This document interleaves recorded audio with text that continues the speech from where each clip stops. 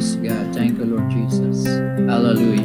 We praise you, we glorify you, Father. We honor you and your Son for sending him to us for our salvation, for our redemption through the cross. Thank you, Father, for raising up the Lord Jesus. He is risen from the dead. Thank you so much, O God. Thank you, Holy Spirit, for this celebration with meaning, with significance and impact in our lives. Thank you, Holy Spirit. Lead us and may your word spread through this communication technology. Makita namin, Lord, na marami ang maabot nitong iyong salita, kahit recorded, kahit hindi live stream. Thank you so much, your word. You will honor your word. Your word will spread by your anointing power. Christ Jesus, our Lord. Amen, amen. Praise God. Basa po tayo sa Matthew chapter 28 verses 1 to 10. Kung sinasabi, Now after the Sabbath, as the first day of the week began to dawn, Mary Magdalene and the other Mary came to see the tomb. Suddenly there was a great earthquake because an angel of the Lord came down from heaven and rolled aside the stone and sat on it. His countenance was like lightning and his clothing as white as snow. The guards shook with fear when they saw him, and they fell into a dead faint. But the angel answered and said to the women, Do not be afraid, for I know that you seek crucified.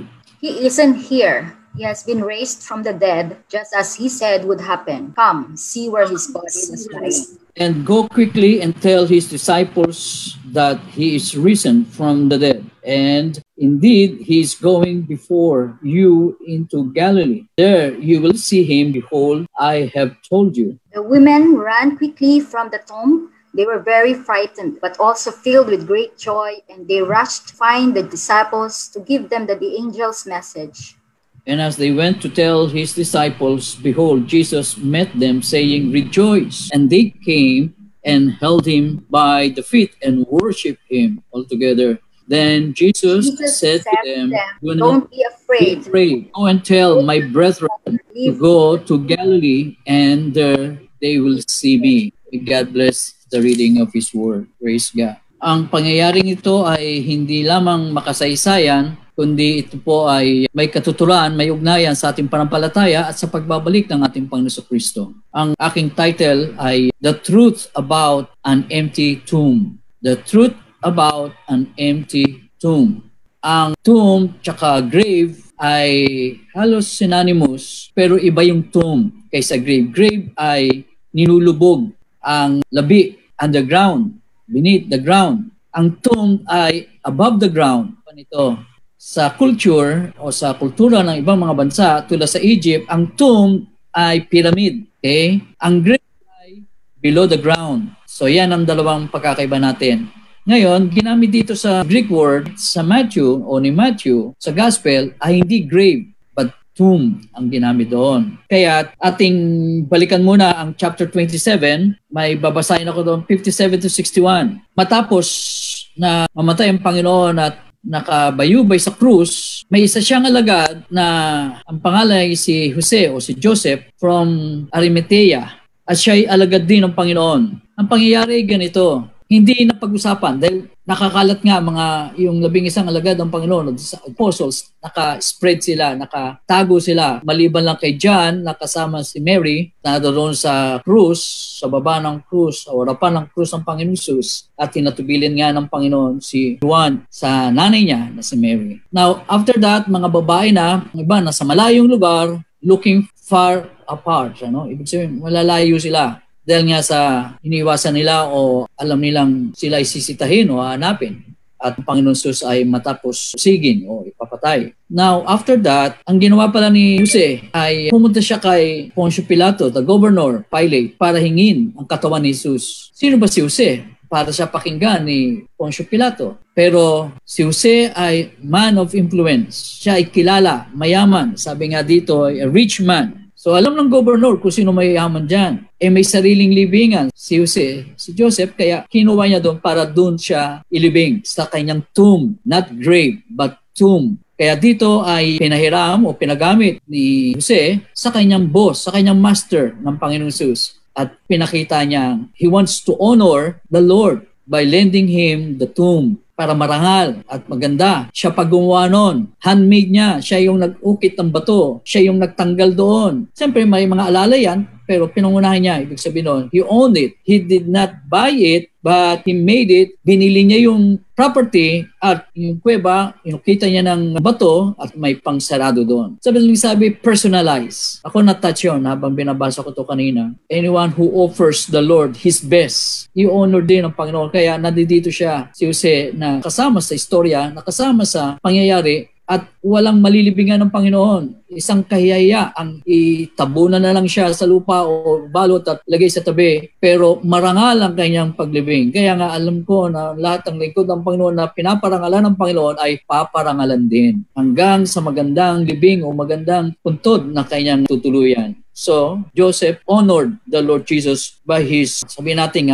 personalized o private at kakaibang libingan, libing ng mayayaman ang ibig sabihin dito. Kaya sinabi ni Matthew, the rich man. Praise God. So, hindi na dapat katakahan at mali na yung iniisip na mga lingkod ng Panginoon na mahirap. Naglilingkod ka naman sa Panginoon. Kaya mo na lang yan na mahirap ka. Wala kang libingan. Wala kang pagpalibing. Hindi ganoon ang mentalidad. Tumawag ang Panginoon o tumatawag ang Panginoon na may kakayahan din sa buhay, mayaman at mai-impluensyan din para makahingi ng permiso kay Poncio Pilato na ipalibing doon ng Panginoon. Kinuha niya, who was authorized by Pontius Pilate to bring the body of Jesus from the cross to his own tomb. Kung hindi kilala o walang impluensya si Joseph, ba't ba ibibigay yan?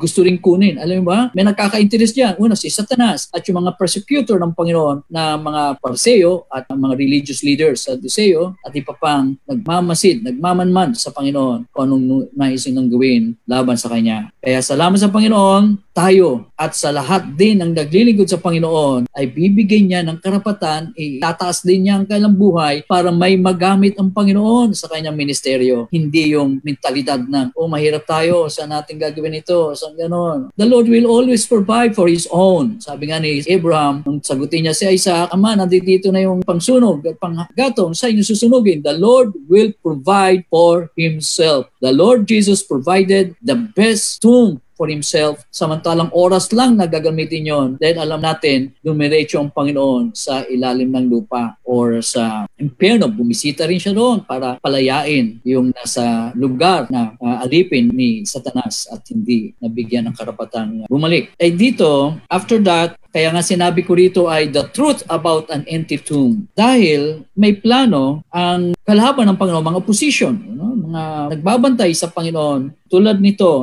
pumunta ang grupo ng Pariseo at ng chief priest, punong saserdote, para gumawa ng istorya. Yan. To spread fake news. Ano yung fake news na yon? Na huwag paniwalain ng mga tao na walang resurrection, kaya ang tao ay paniniwalaan sila. Yun ang gusto nilang gumawa ng senaryo. So yung fake news ni Satan that Jesus did not resurrect from the dead, yun ang gustong ipamalita sa buong mundo. Pero nabigo sila. Ganun pa man na influensya nila si Poncio Pilato, sige, nasa inyo naman ng lahat. Kung gusto nyong gwardiyahan, may gwardya kayo, gwardiyahan nyo. Yun. So ano ginawa? Ginwardyahan ng Pero wala rin nagawa ang mga gwardya dahil nung na-resurrect ang Panginoon, yung anghel ay bumaba para magbigay ng mensahe, nagulat yung mga sundalo na naroon nagbabantay sa tomb ng Panginoon at minarkam pa yan, sinilyado pa yan ng Pariseo at ng chief priest. Ano pa nangyari? Para wala pwedeng gumalaw noon. Ang nagpagalaw ang Panginoon, yung lindol ng Panginoon, nabukas yung tomb at ibinalita ng mga sundalo, nakita nga nilang wala doon ang katawan ng Panginoon. So, binayaran pa ng mga religious leaders, ng mga elders, Pariseo, ito ang pera. Sabihin na lang ninyo, kinuha ng kanyang mga lagad ang katawan para wag ipamalitang nabuhay na magmuli ang Panginoong Jesus. Ganon ang fake news. Noon pa lang, may fake news na. Mas lalo ngayon, chismis. Mas grabe pa sa fake news. Kaya nga mag-iingat tayo sa pinopost natin. Kunin natin ang source ng pinagpo-post natin minsan sa social media. Now, Satan wanted to keep or conceal. Gusto niyang pagtakpan ang resurrection. So, ang unang gustong gawin ni Satanas ay walang resurrection. Now, ang pangyayari sa mundo, ang ploy o paraan ni Satanas na wag i-celebrate ito ay una, salamat sa Panginoon, walang mall, hindi ibig sabihin, hindi bukas ang mall, walang party-party, kundi, nag-egg hunting na naman sila niyan. Kita egg hunting ang pinalit sa resurrection ng Panginoon. Paghanap ng itlog. Ano ba ang itlog? Bakit itlog ang message sila? Hindi yung muling pagkabuhay ng Panginoon. Yun ang gustong pagtakpan ni Satanas hanggang ngayon. Pumunta ka sa mall. Ano ipapakita ng mall dyan? Di egg hunting o mga activities, socializing, mga ganon. Pinagpalit ang resurrection sa isang itlog o sa mga itlog na dapat hanapin. Bagay, may modern pa dyan, candy o pumunta kung saan. O ano man, surprises nila. It becomes a socialization. Instead of the resurrection of the Lord para mabigyan ng buhay ang ating pananampalataya. Now, I will share with you sa 1 Corinthians chapter 15, sinabi nito ni Paul para maintindihan natin ang kahalagaan ng 8 kalagahanan. Bakit may resurrection? Ibig sabihin, kung walang resurrection, 8 kalalagayan ang nakakalungkot, ang sabi ni Paul, na pwedeng mangyari. Chapter 15, beginning from verse 12. Sabi naman sa verse 12, Now, if Christ is preached that He has been raised from the dead, how do some among you say that there is no resurrection of the dead? Kung si Jesus na pinapangaral ay muling nabuhay mula sa mga patay, paano ang mga tao o paano nyo na sasabihin there is no resurrection from the dead, na walang muling pagkabuhay mula sa mga patay? Verse 13, But if there is no resurrection, kung yun ang paniniwalaan nyo, hindi na buhay magmuli ang Panginoon Jesus, ito yung 8 na gagawing fake news ni Satan. At ito nga, but if there is no resurrection of the dead, then Christ is not risen. Number 1, kung wala nga talagang resurrection na pinapangaral ng iba, noon pa lamang panahon ng mga apostles, ay marami nagpapamamalita ng fake news na walang resurrection. Then, kung yun ang paniniwala nyo, then Christ is not risen. Kung ganon, hindi totoo na nabuhay magmuli ang Panginoon Jesus. That's the argument. Kaya hanggang ngayon, mga simbahan, wala rin, hindi ganoon kalakas ng impact o spiritual significance yung kanilang ipagdiwang ang Panginoon. Ako, masaya-masaya, feeling ko, higit pa sa Pasko ng December 25. Kaya nga mamaya, may simple ang luto namin, pero masaya ako maghanda. 2 lang kami ni Pastor Orday. So masaya ako, mayroon ako, hindi ko nasasabihin kung nahihanda ako mamaya. Pero special para sa akin yun. Now, sabi roon, then Christ is not risen. Verse 14, but if Christ is not risen, number 2, na dahilan, mangyayari kung walang resurrection ng Panginoon, then our preaching is in vain. Ibig sabihin, kung di nabuhay muli ang Panginoon, ang ating pangangaral ay wala ring kabuluhanan. And your faith is also in vain. At ang iyong pananampalataya ay wala ring katuturan. So, yung number 2 na yon, ang pangangaral natin ay walang kabuluhanan, pati ang ating faith na napapakinggan nyo ay wala ring katuturan. So, faithless, meaningless ang pangangaral. Number 3, yes, and we are found false witnesses. Tayo ay magsisilbing sa verse 15 po yun. Tayo ay masusumpungan o makikita na mga maling patotoo o false witnesses. Tayo po ay mga maling saksi. Okay? Hindi tayo paniniwala ng iba dahil walang katuturan. Hindi natin mapatunayan ng gayon na si Jesus ay nabuhay na magmuli. We are false witnesses of God because we have testified of God that He raised up Christ whom He did not raise if in fact the dead do not rise. Pati ang mga patay ay hindi babangon o hindi mabubuhay magmuli. Number 4, but if the dead do not rise, then Christ is not risen. Kung mga patay hindi nabuhay, sabi sa verse 16, then si Jesus ay hindi rin mabubuhay. So ganon. Kaya si Jesus nabuhay magmuli para ang mga patay ay mabuhay mula sa kailang pagkakalibing. Yun nga yung ginawa ng Panginoon Jesus na sila munang sample.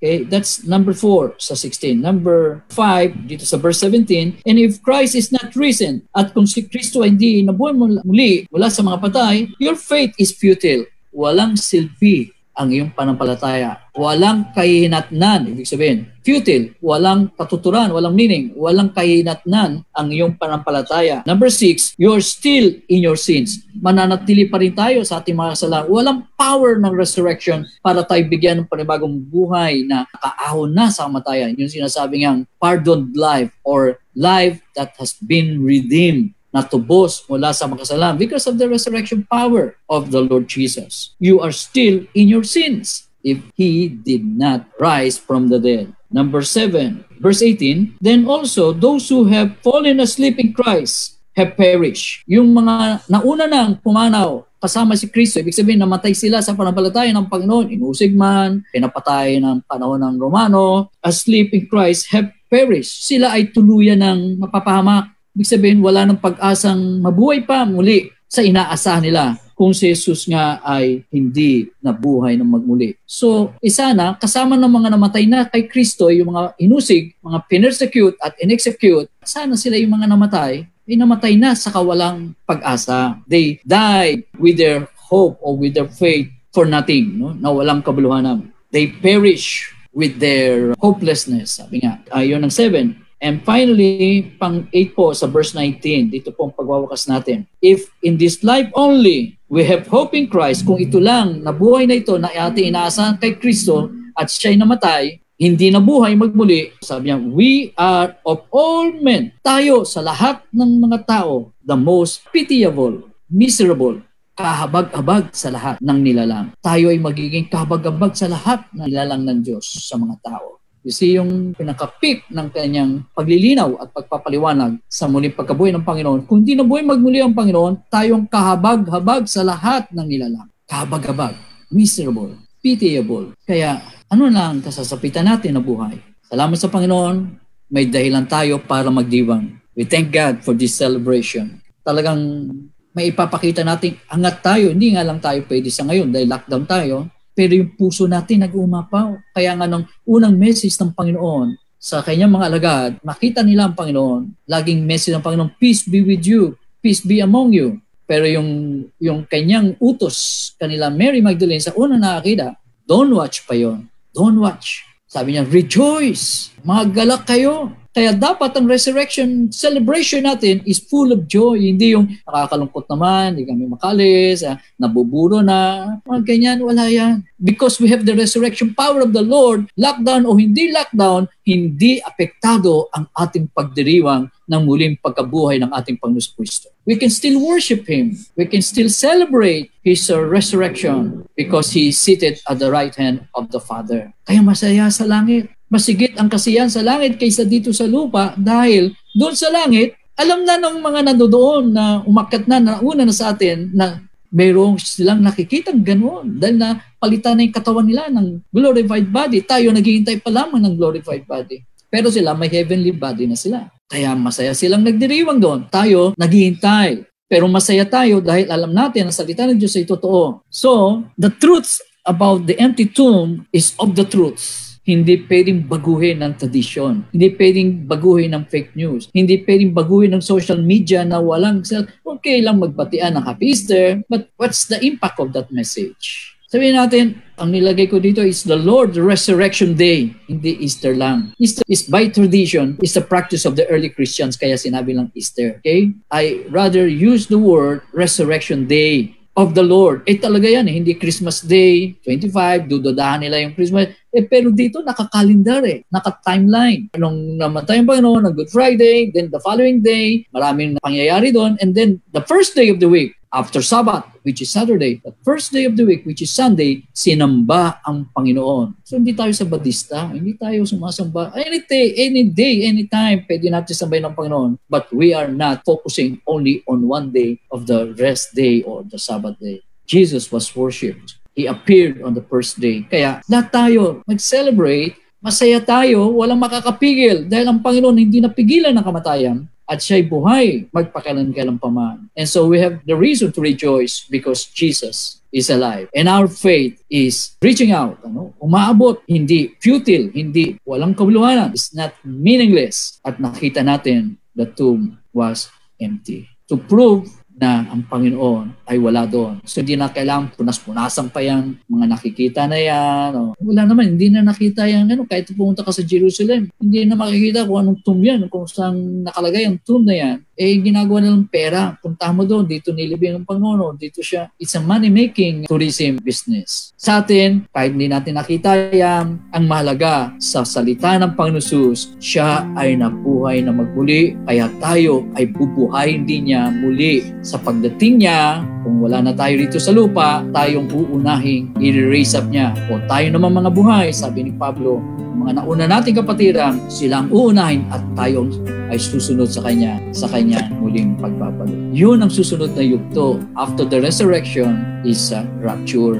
Okay? Resurrection ng mga nauna sa atin, and then tayo ang aagawin. Kasunod nila just in a twinkling of an eye. Ibig sabihin, isang mata, tayo mawawala rito. Yun na lang susunod nating focus. Matapos nating gampanan, paglilingkod nating pagpapayag ng salita. That's the good news, that Jesus is alive. Tayo po yung mukot manalangin. Panginoon, salamat po at hindi mapipigilan ng aming celebration.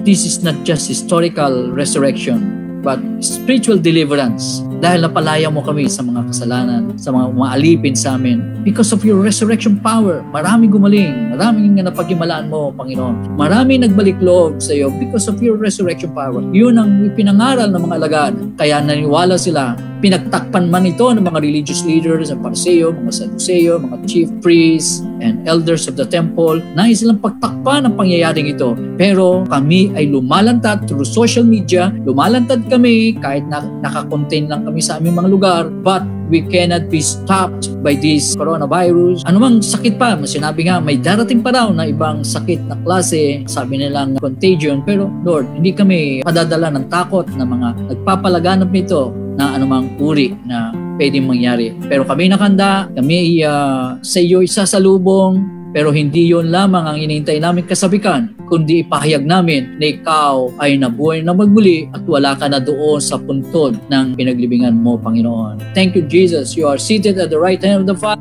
Alive forevermore. Kaya ang aming pag-asa, ang aming pananampalataya, lahat ng ginagawa namin ay puspos ng kagalakan sa presensya mo. Thank you for those who have heard your word at alam namin na i-spread namin ito, papalaganapin namin ng mabuting balita. Hindi ito limited lamang sa isang lugar, kundi wherever we are, we will spread the good news that you are alive forevermore. Salamat po, Ama, for sending your Son, Jesus, to celebrate with us. Sa kanyang muling pagkabuhay, kami rin ay bubuhayin mo sa araw na kapag kami kinuha mo na para sa kabilang buhay. Kakapilingin ka, magpakailan-kailan pa man. Thank you, Lord Jesus, that you came at kami binigyan mo ng katubusan at masayang pagdiriwang ng Kapaskuhan ng iyong muling pagkabuhay. Salamat po, Banal na Espiritu. You gave us the power, the anointing coming from you, that the resurrection power of Jesus may be demonstrated in the name of the Lord para marami pang makakita mga taga-salibutan na hindi sila makapagdiriwang ngayon dahil wala naman silang ipagdiriwang, dahil wala silang relasyon sa pinagdiriwang. Holy Spirit, help us to reach them out. Abutin namin sila, Holy Spirit, sa mga lugar o sa mga sila naroon sa iyong salita, through social media, through personal contact, through personal evangelism, Lord. Yun ay pamalita namin, hindi lamang sa isang araw na pagdiriwang. This is an everlasting celebration while we are on this earth. In the name of Jesus. Salamat po, Ama, Panginoon, Banal na Espiritu. Release that anointing, your protection to keep us together under the covenant of the blood of Jesus. Kaya hindi kami magagalaw ng anumang kapahamakan because we are covered by the blood of Jesus. That's the best immunity. Walang ibang vaccine na makakapagbigay tagumpay o proteksyon sa viruses na yan na masasama, kundi ang dugo mo lamang, Panginoon Kristo. Thank you for that immunity. Thank you for saving us. Thank you for healing every wound, every hurt, ano man meron na dumarating sa aming katawan. Thank you for your healing touch in the wonderful name of Jesus. We give you back the glory, honor, thanksgiving, and praise for hearing us now and forever and ever. In Jesus' name, amen, amen. Praise God. Maraming salamat sa mga kapatid nating kabahagi at kaisa natin ngayon sa pagdiriwang. Praise God. Hallelujah.